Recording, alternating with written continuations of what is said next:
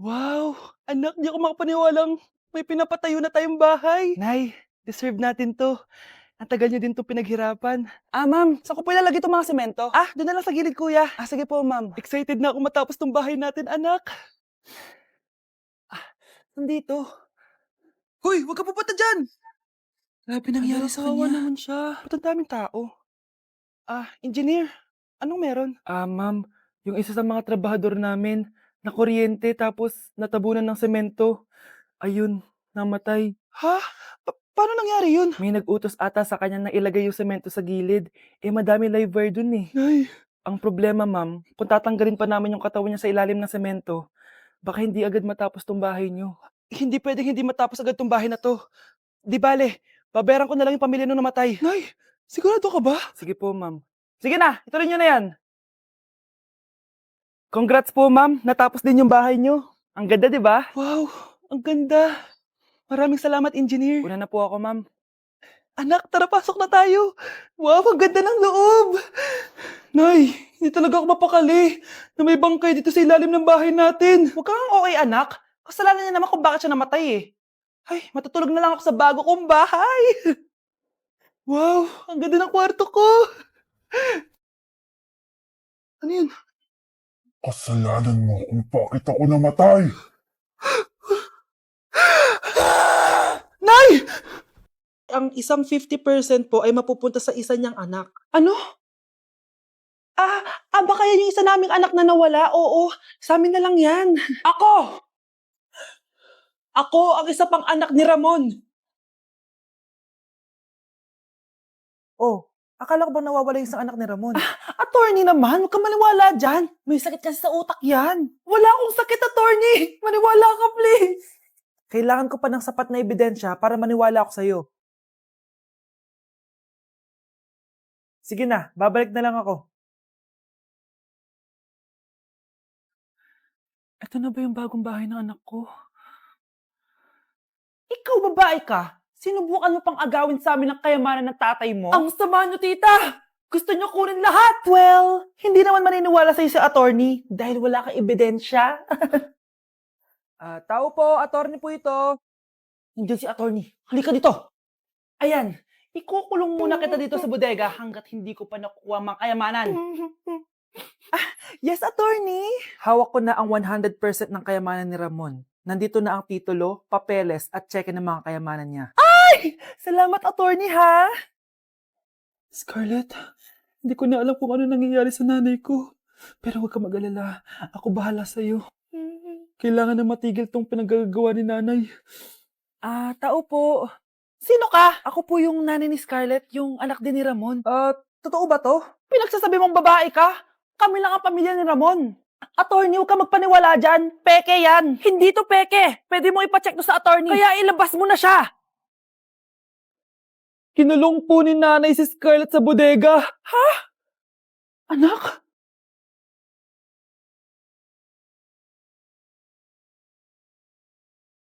Kinulong po ni nanay si Scarlett sa bodega. Ha? Anak? Anak?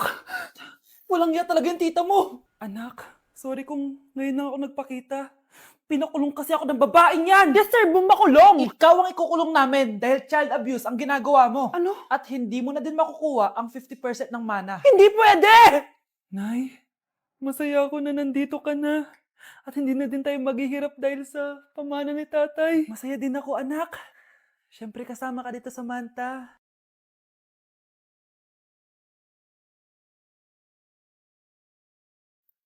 Ano ba? Bakit tawag ka ng tawag, ha? Oo, wala silang kaalam-alam. Sige na, baka mahuli pa tayo. Sa wakas, sa atin na ang mana. Maghahati tayo dito. Palayasin mo na yung mga batang yun, ha? Ako bahala. Ang galing talaga natin magpanggap date. Mga anak, aalis na tayo dito sa bahay. Lilipat tayo sa mas malaking bahay. O eto, mga gamit nyo, inimpake ko na. Talaga, Nay? Scarlett, huwag ka maniwala dyan. Nagpapanggap lang yung nanay mo. Samantha, ano yung mga pinagsasabi mo? Magjowa sila ni attorney. Sinet up nila tayo. Ganyan ba ang ugali mo, Samantha? Kaparehas ng nanay mong sinungaling? Samantha, ano ba? Kung ayaw mo sumama, edi wag. Sige, Kung totoong anak mo talaga si Scarlett, saan at kailan mo siya ipinanganak? Ang dali naman yan. Eh di sa Manila. Pinanganak ako sa ibang bansa. Hindi ikaw ang nanay ko. Ay, oo nga pala, sa ibang bansa pala. Sorry, nakalimutan ko. Ang dami namang drama. Total, nasa amin na ang mana, umalis na kayong dalawa. Kung ayaw niyong pati kayo, ipakulong ko. Kung meron mang makukulong, kayong dalawa yon. Salamat sa pagtawag, Samantha. Inaaresto kita, attorney, sa kasong panloloko. Palpak ka talaga! Naisahan niyo ako ngayon, ha? Hindi pa ako tapos sa inyo. Talagang sinira mo yung sarili mo, attorney, para sa pera. At ang dami mo na palang naloko. Samantha, huwag na tayong maghiwalay, please. Oo, Scarlett. Dito lang ako palagi sa tabi mo. Kayong dalawa, mag-ingat kayo palagi, ha? Gamitin niyo na maayos sa pamana ng tatay niyo. Salamat po. Nakikiramay po ako sa pagkawala ng asawa niyo. Masakit para sa amin ang pagkawala niya. Kailan pala namin makukuha yung mga ipapamana niya sa amin? Ipaprocess pa po namin yun, ma'am. I-update na lang po namin kayo. Sige po, attorney. Sakit ng pagkawala niya. Nay, tignan mo, oh. May medal ako. Oh, ano namang paki ko dyan? Di ka ba proud sa akin? Hindi. At wala akong paki sa'yo. Iniwan ka na ng tatay mo, di ba? Kaya pwede ka na umalis dito. Bakit ka ba ganyan sa akin, Nay? Huwag mo nga akong matawag-tawag na nanay dyan. Kadiri. Hindi kita anak. Ang nanay mo, wala na. Malandi kasi.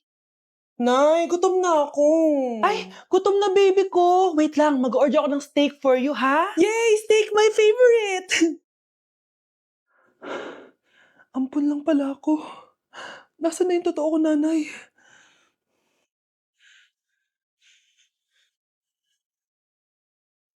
Tulog sila.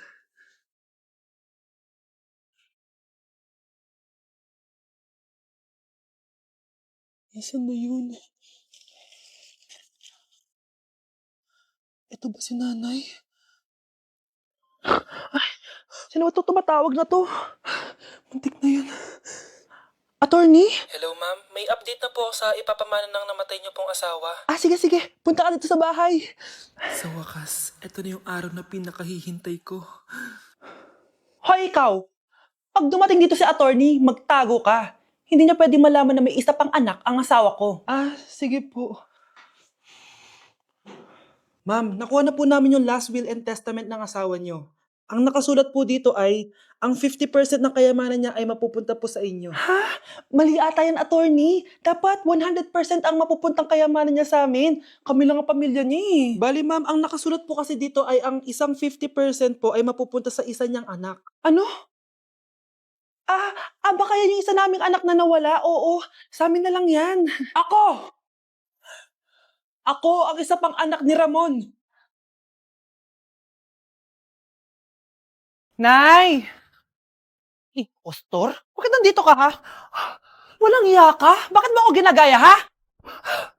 Baka nakakalimutan mo. Nanay mo ang sumira ng mukha ko. Ha? Wow! Hoy, Sophia! Tandaan mo! Katulong ka dito, di ba? Huwag kang paupa-upo lang dyan. Ma'am, kakatapos ko lang po maglinis. Nagpapahinga lang po ako. Talaga sumasagot ka pa sa amo mo, ha? Nay! Ang dumi pa dito, oh! Hindi niya ginagawa ng maayos yung trabaho niya. Walang iya ka? Madumi pa pala dito? At nakuha mo pang magpahinga dyan? Paano nangyari yun? Ma'am, nilinis ko na po yan. Maniwala po kayo. O, eto.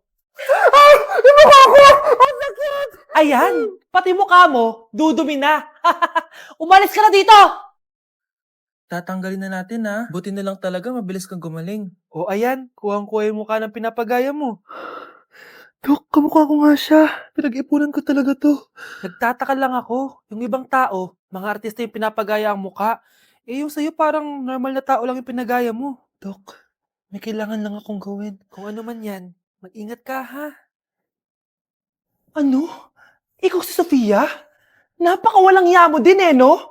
Niloko mo pa kami! Mas walang ya kayo, mga hayop! Nay, Baka gusto niyo ulit mabuhusan ng asido sa mukha?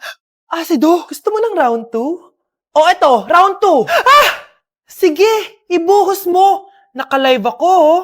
Ipakita nyo kung sino talaga kayo! Ano? Alisin mo yan. Ano? Takot na kayo, no? Tignan ko na lang kung hindi kayo masisira sa mga tao. Hindi kami pwede masira.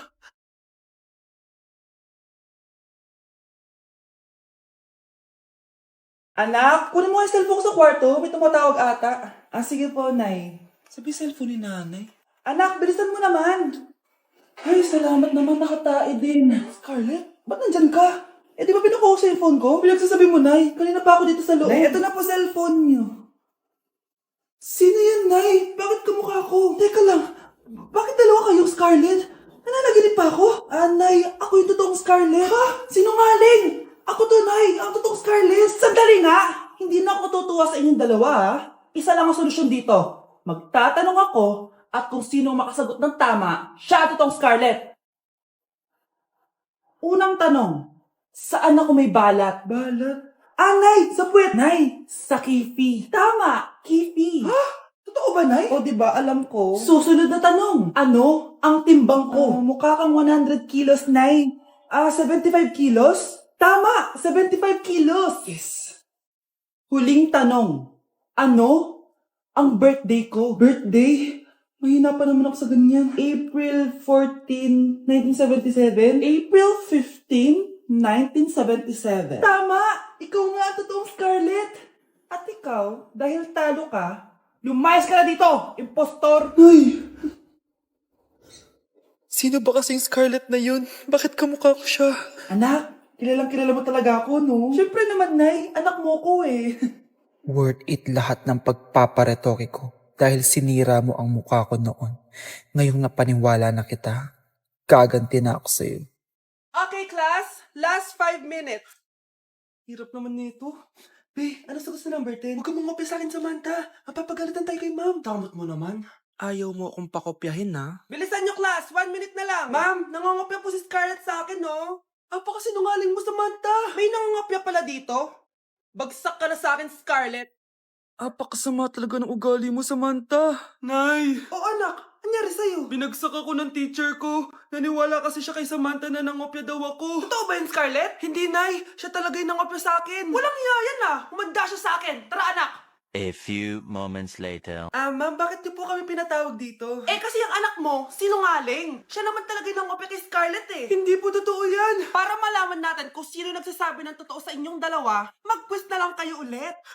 Patay ako nito. Humanda ka ng mapahiya, Samantha. Okay, time's up. Pass your papers. Scarlett, naka-perfect ka. Yes, talino talaga ng anak ko. Samantha, wala kang tamang sagot. Ikaw talaga ang totoong nangungopya. Nakakahiya ka, Samantha. Humanda ka sa akin sa bahay. Tara! Wag po, Nay!